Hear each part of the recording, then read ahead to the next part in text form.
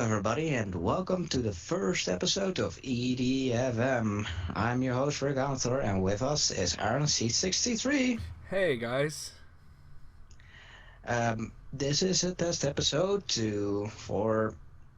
maybe a show about Elite Dangerous to make this the one stuff for all your Elite Dangerous needs. We both are players of the games.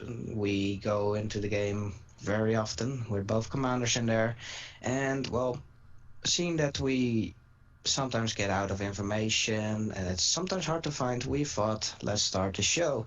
And in it, we discuss not only in-game events but also upcoming updates and expansions. So without too much further ado, let's go to Galnet news first. This week, crowning of Emperor Arisa Lavigne Duval. More than 220,000 pilots signed a petition for an anti-collision lights, and Edmund Mayen has provided naysaying economists wrong. So, let's start off with the Emperor Arisa Lavigne Duval. And yes, it's Emperor, because the Senate said that Emperor is now a title for both men and women. So, she was crowned before millions of citizens who actually had a good mood. They all wanted to see her crowned, though there was still fear of the insurgents that they would disrupt the ceremony. Even so, that they had a speeder which would be completely enclosed for her safety. But despite all these concerns, she went out in an open car and nothing happened. No disruptions happened and everything went swimmingly, so she's now the new emperor. But the civil war is not over yet. The insurgents at Emperor's Dawn, who were the ones that they were afraid of during the ceremony, are still on the loose. And now that the new emperor, she has decided to call them now the enemies of the empire, and has proclaimed that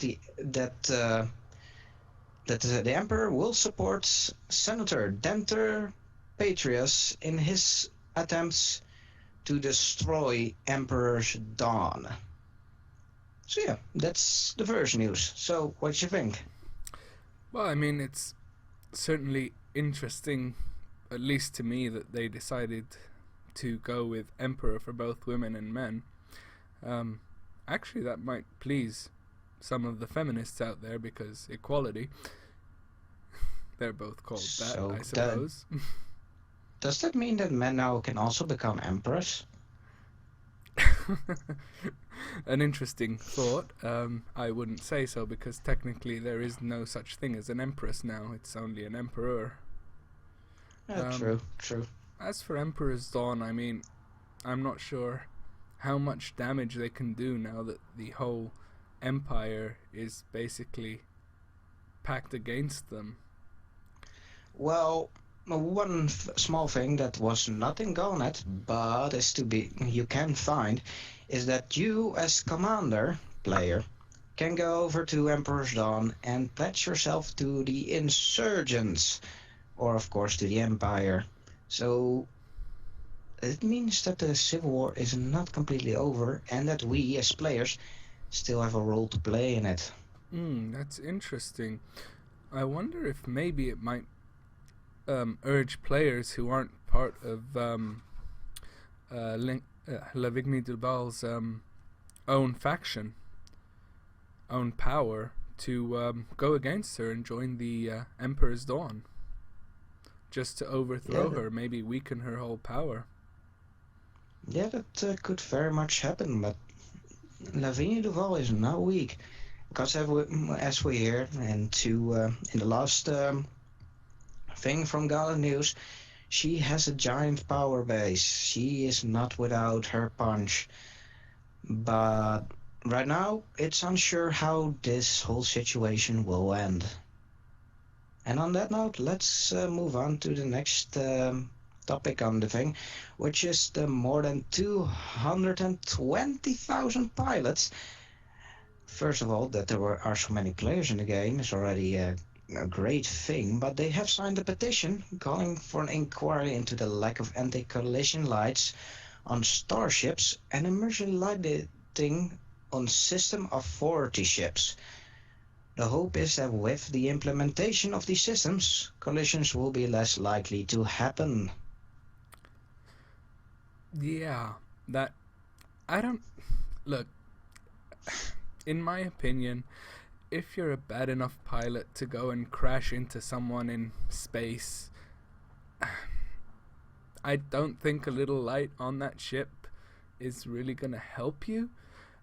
It's definitely something that would be nice to see in the game because it adds that little bit more detail, that little bit more realism to it.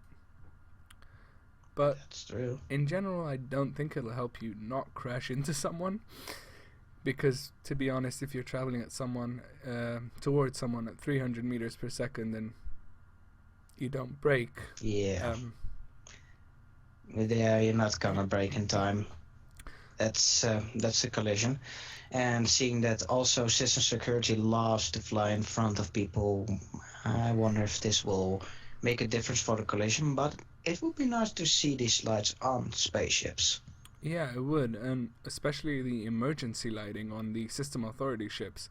It would be nice to be able to tell if something is a system authority ship straight away without having to actually scan it. I think it could prove to be useful. Yep. I mean, well, only time will tell. I know personally that I've accidentally shot system authority ships a number of times. That's very smart. Yep, so let's go into the last topic, and which is also where the Emperor comes back in. But Edmund Mahon has proven last week naysaying economists wrong. The economic juggernaut that is the alliance of independent systems now exerts influence over more than 1,000 systems. Quite the achievement for an organization that's 70 years young. And Edmund Mahon, for those who don't know, falls under Emperor Arisa Lavigne Duval, and they have also been making fortresses in these new conquered systems. So yeah. That's definitely an interesting piece of news because Edmund Mahon, I mean, obviously the fact that he has influence over 1,000 systems, in 70 years, that's more than 10 systems a year of expansion. That's crazy. It's a crazy expansion, but one does wonder, is he gonna play a role in the whole insurgent crisis? Because, well, in this all, I don't know how loyal he is to the Emperor, so he could betray her for own gain, or to help the insurgents set their own puppet on the throne and get more power inside the Empire. Or will he continue to support her?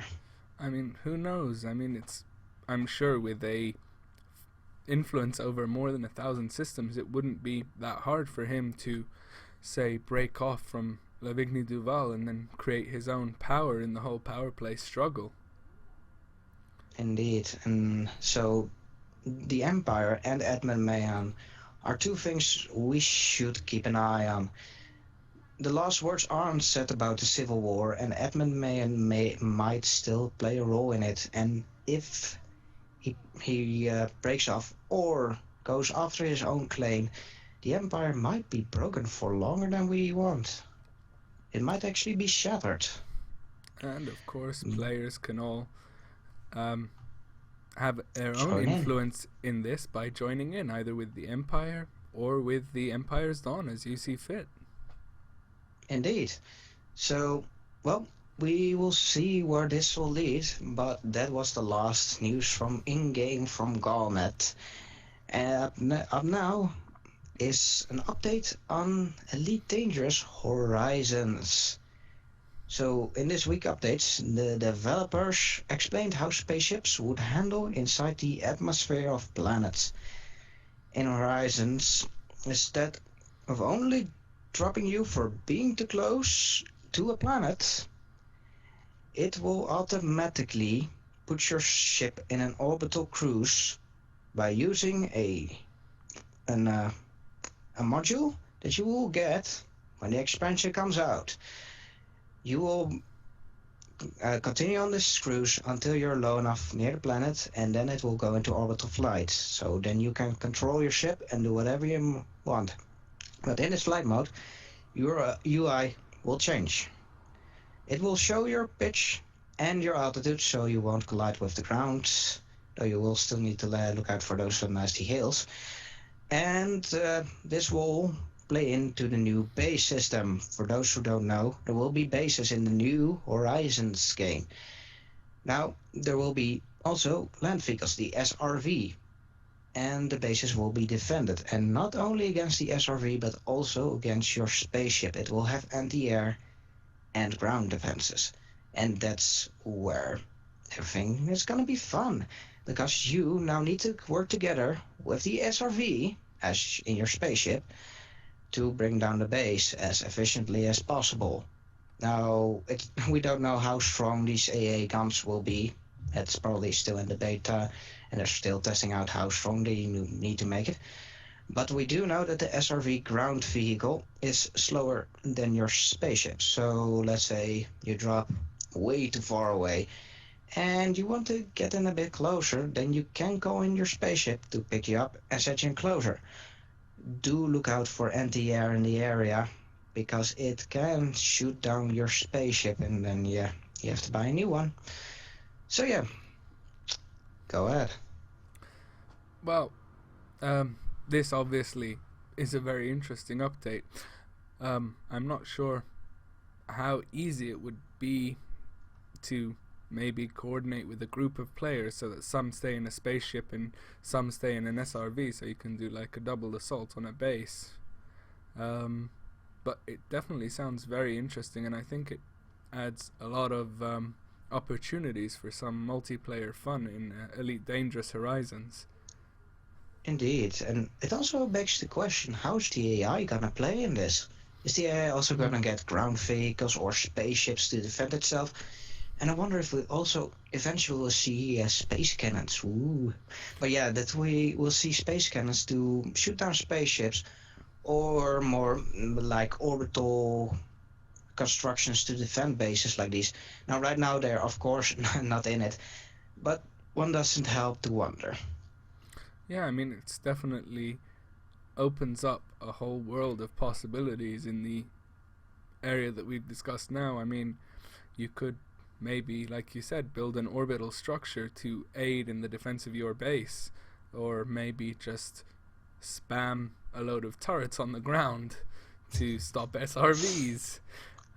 Who knows where it would yeah, go? you need to have some anti-air nearby, so spamming turrets wouldn't be the smartest thing.